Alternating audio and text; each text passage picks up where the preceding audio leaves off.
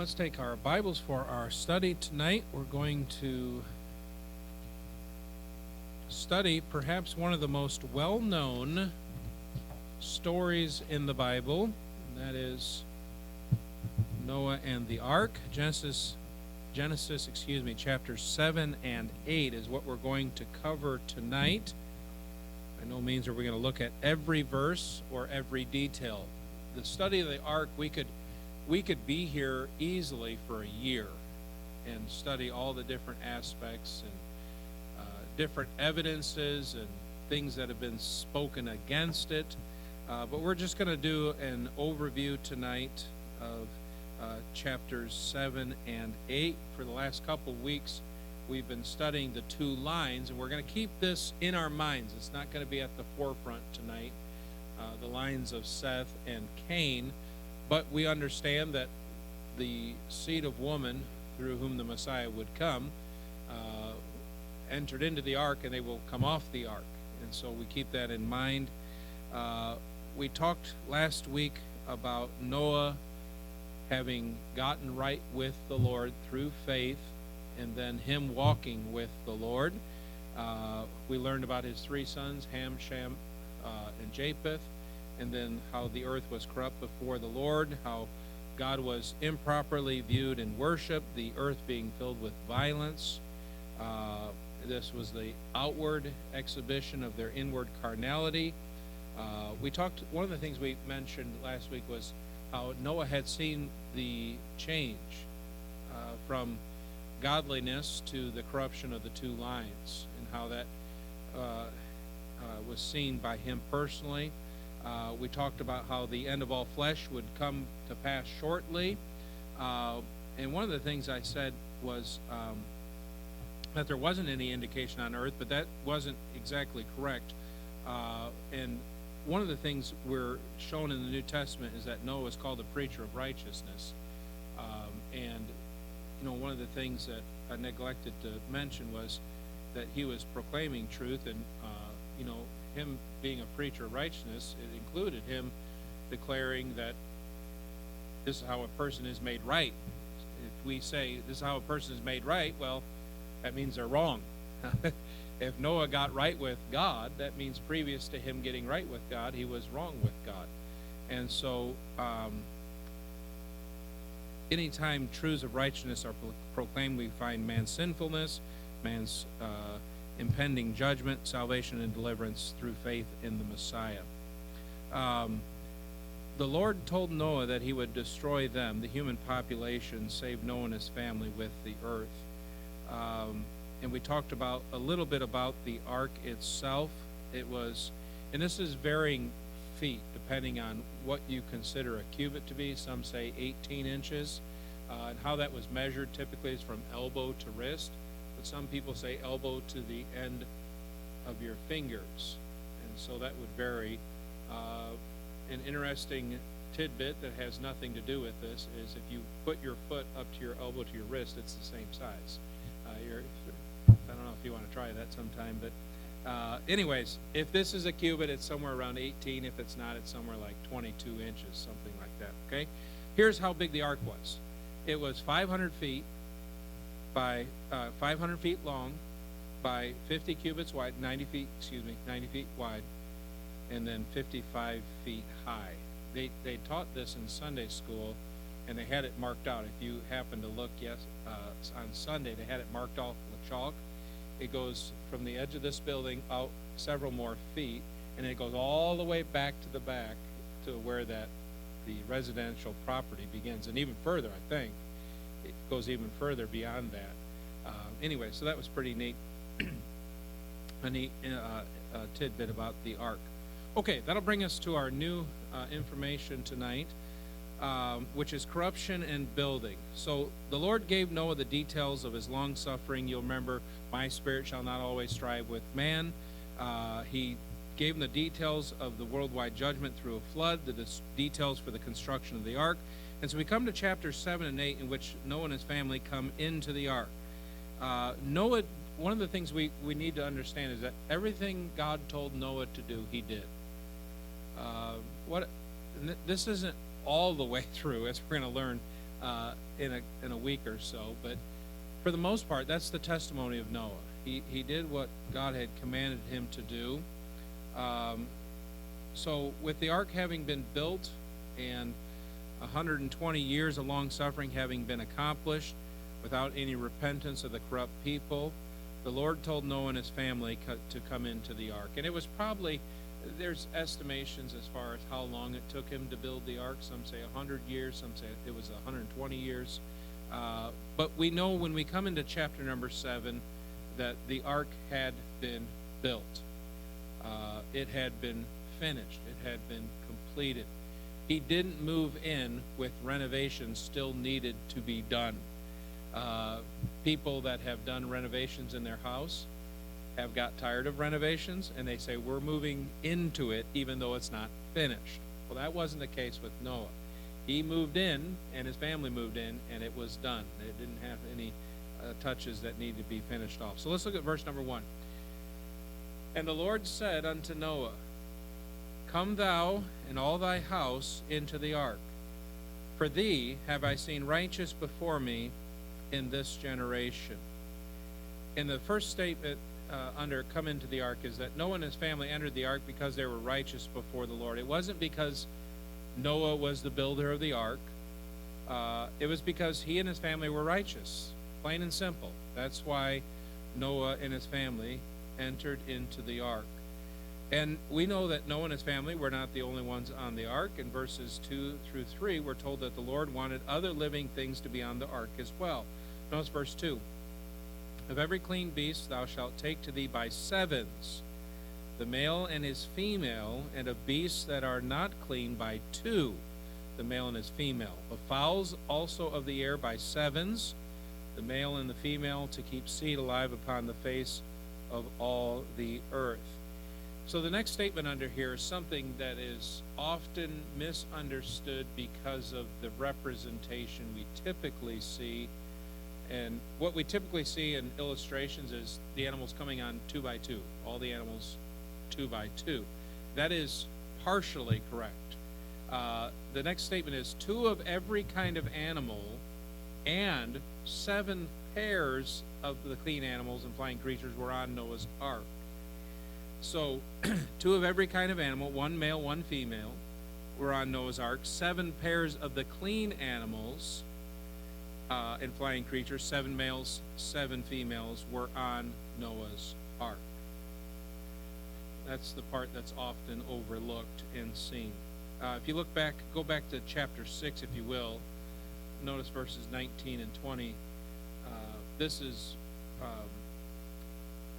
let me just read it. And of every living thing of all flesh, 2 of every sort shalt thou bring into the ark.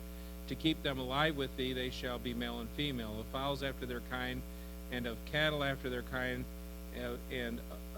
of every creeping thing of the earth after his kind, 2 of every sort shall come unto thee to keep them alive.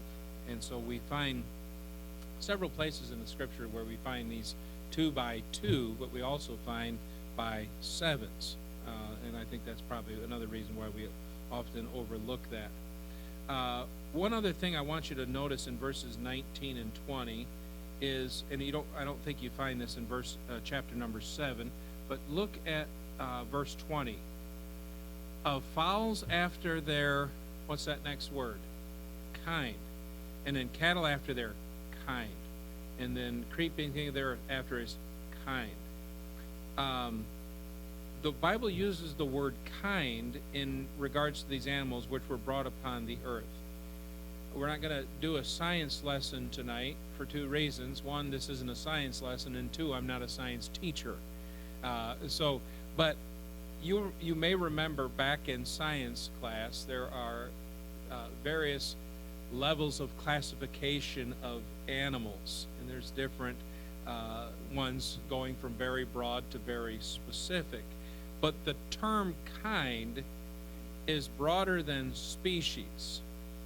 We're not going to go into classification, but a good rule of thumb is if 2 animals can breed, they are of the same created kind.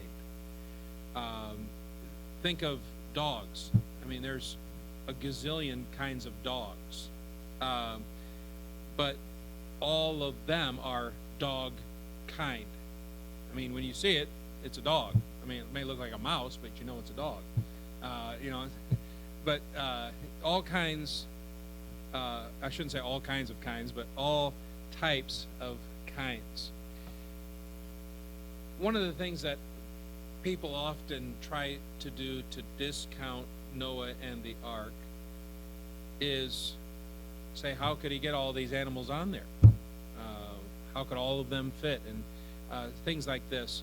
How many living kinds were on the ark? We're not told of Noah taking any fish on the ark, nor are we told of any insects or invertebrates that he was to take on the ark.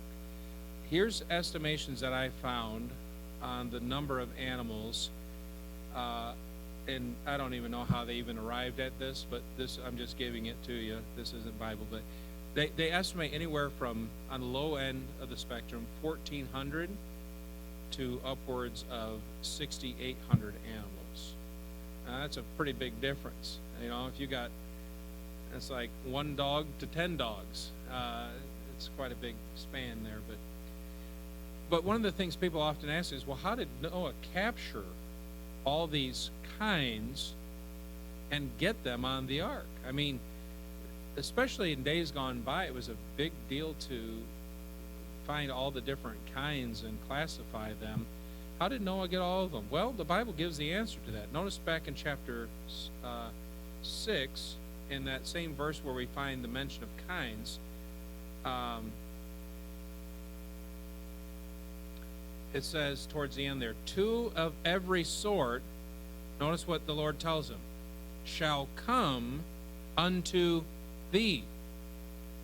The animals came to Noah. Noah didn't go to the animals.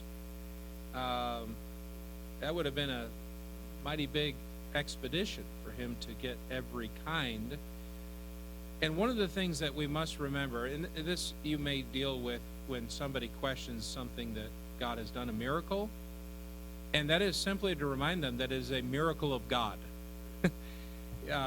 Sometimes we try to minimize the miracles of God and put them down on a human level. Well, if they were possible by humans, well, it wouldn't be a miracle then, because that's something mankind can do. So the Lord caused the animals to come unto Noah. The Lord told Noah and his family to come into the ark. So let's go into chapter 7. Let's go back there. Let's look at verse number 7.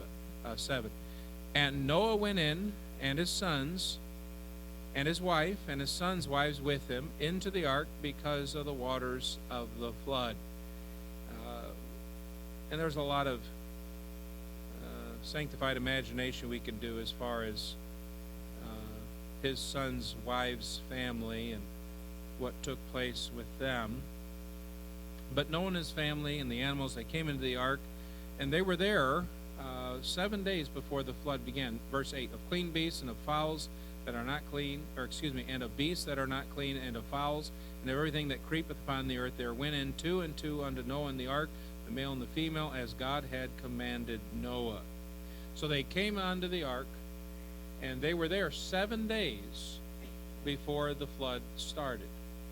Notice verse 10. And it came to pass after 7 days, them being on the ark, after those 7 days, that the waters of the flood were upon the earth. So they were on the ark for 7 days before the flood began whatsoever. And that'll bring us to our next point, which is the flood begins.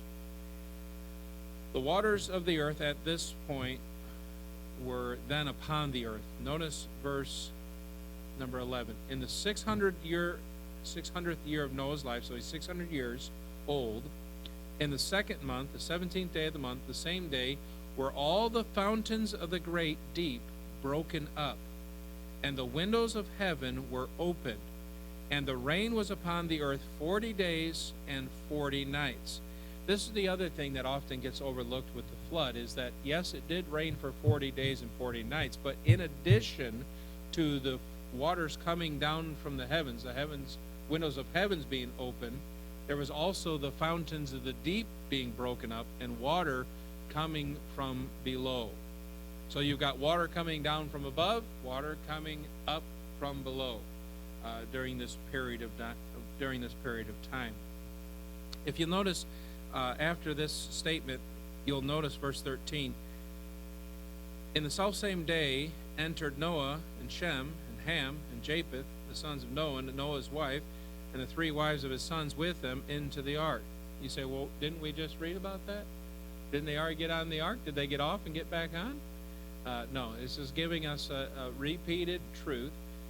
In this time through, it gives some additional details.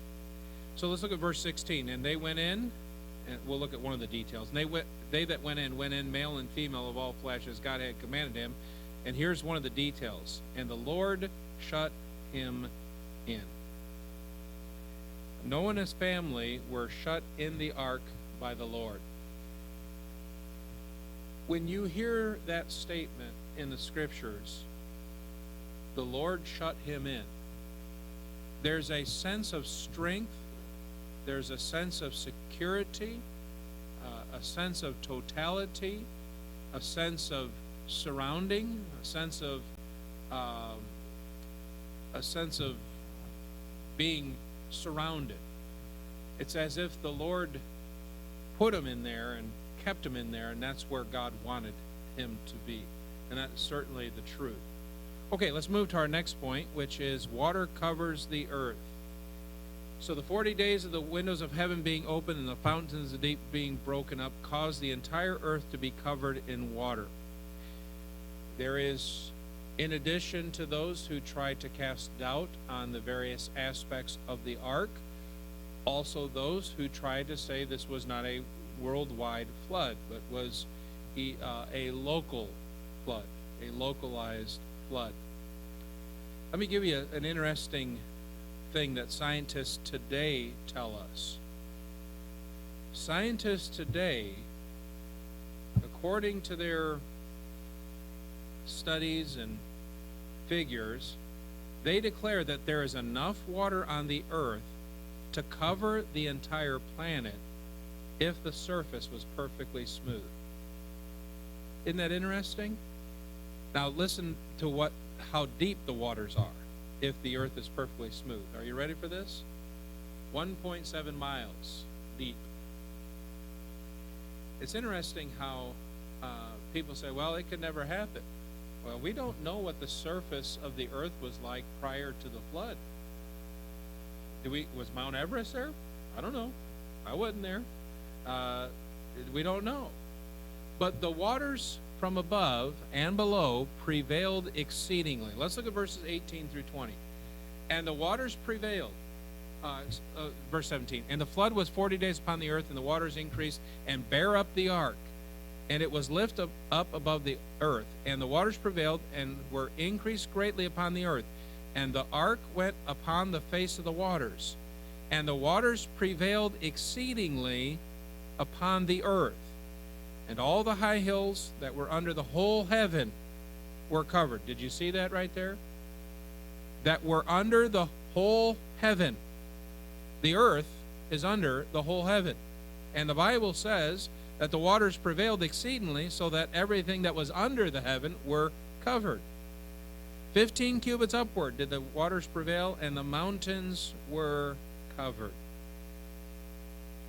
I don't know how you can read into that any other way than the truth of there being a universality of the flood, that it was a worldwide flood. And yet there are still people who believe this. And I guess they're privileged to be able to have that opinion, but one such way they explain it away, they say, well, all and every means all and every mountain which a person could see on the horizon. So like if I'm looking out there, all hills and every mountain is what I can see. But when you read these verses, there's nothing there. You have to stretch it a long ways. I guess you have to shrink it a long ways to make it a localized flood. But what would be the reason for localizing the flood anyways? I mean, the whole purpose here is to show the judgment of God and the deliverance of Noah and his family, as well as the animals, these living creatures. What would be the purpose of localizing the flood? I think many times it's to undermine the Word of God. You cast out on one place, you can have a lot of shadows in other places. And I think it's also to minimize the judgment of God. Plus, people like conspiracy theories. And so they like to find something that's not there and say it's there and then get people to follow them. Okay, verse 21.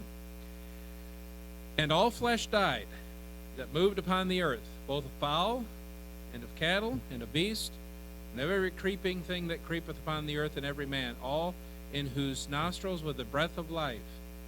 We remember seeing that earlier in Genesis when God created Adam. And of all that was in the dry land died, and every living substance was destroyed, which was upon the face of the ground, both man and cattle, and the creeping things, and the fowl of the heaven, and they were destroyed from the earth. And Noah only remained alive, and they that were with him in the ark. And the waters prevailed upon the earth 150 days. So all flesh died that moved upon the earth, but those who were in the ark, they were never threatened by the waters. They were always safe and secure. I have a couple statements here under water covers the earth. We looked at a couple of them, but the water covered the earth for 150 days. So it rained there for the 40 days, 40 nights. The 40 days were part of those 150 days, I believe. It doesn't take 40 days, let alone 150 days, for waters to be upon the earth to drown all land-dwelling creatures.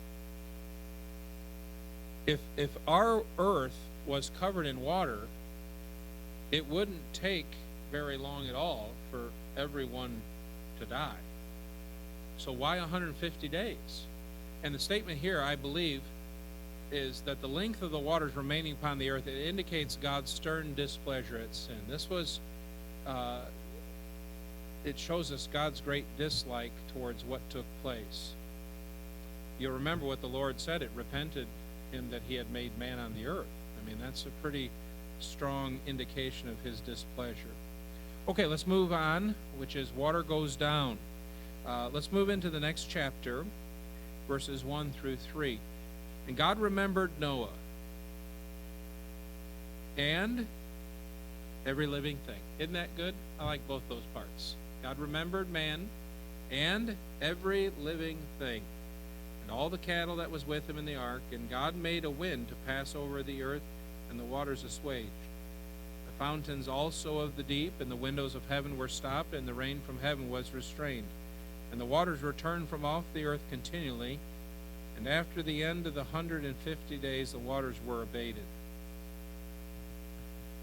The timing of the various events pertaining to the flood can get a little bit confusing to us, not because the Bible itself is confusing, but because we get confused at what the Bible says. So I have two statements under the water goes down, and there is some differences of opinion as to exactly how many days these certain things happen, but I think these two statements in our minds will help us to get it solidified. For the first 150 days, the waters began to rise and were upon the earth, okay? 150 days, waters on the earth.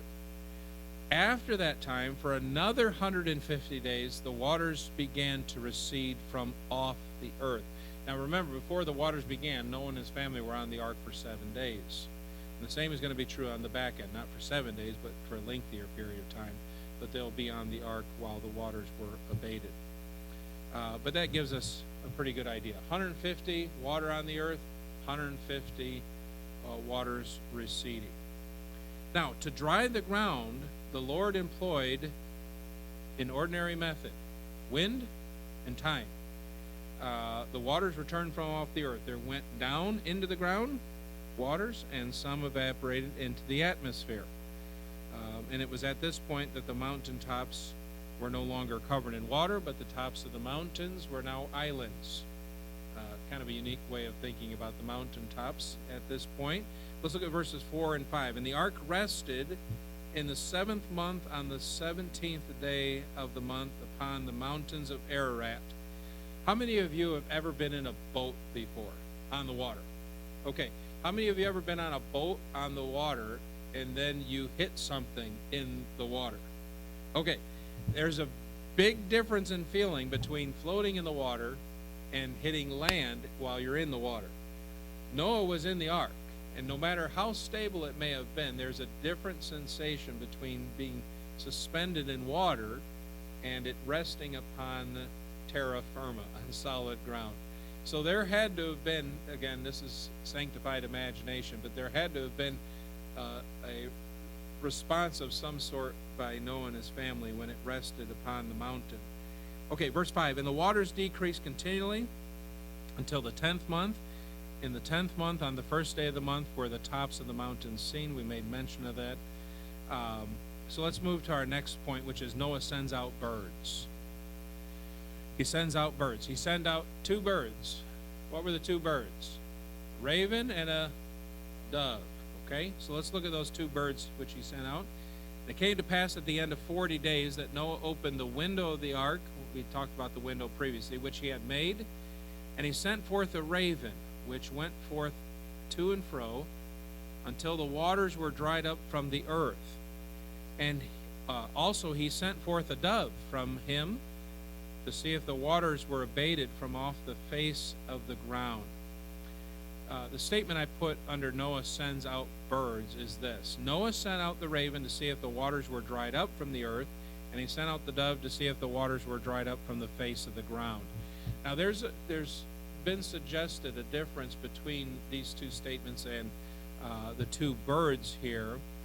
And, you know, we can't necessarily say it's here in the text, but it certainly makes sense to us. But we know that the raven may not have returned, for it found floating flesh. It couldn't live off of that. And the dove wouldn't return unless land was found. And a week after Noah sent out the dove the first time, he sent it out again. And the raven didn't return, but the dove did return. And a week later, he sent it back out. Notice verse 10. And he stayed yet other 7 days. Did we read verse 9? Did I skip over that? Let's read verse 9. Can't remember if I read that or not. But the dove found no rest for the sole of her foot, and she returned unto him into the ark, for the waters were on the face of the whole earth. Then he put forth his hand and took her and pulled her in unto him into the ark. And he stayed yet other 7 days, and again he sent forth the dove out of the ark. And the dove came in to him in the evening, and lo, in her mouth was an olive leaf plucked off. So Noah knew that the waters were abated from off the earth. So this was just the sending out these birds was a way to discover what had taken place concerning the flood on the earth. But trees were above the water, and he sent out this dove. Okay. All right, Noah opens the roof.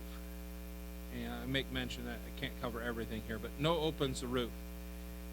It was probably not the entire roof, the entire top part of the ark.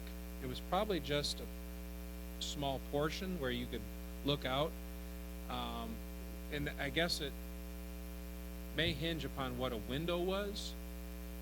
If the windows were just openings with an overhang over them, it would make sense for him to take off part of that overhanging or the eaves so that he could look out and see what was taking place.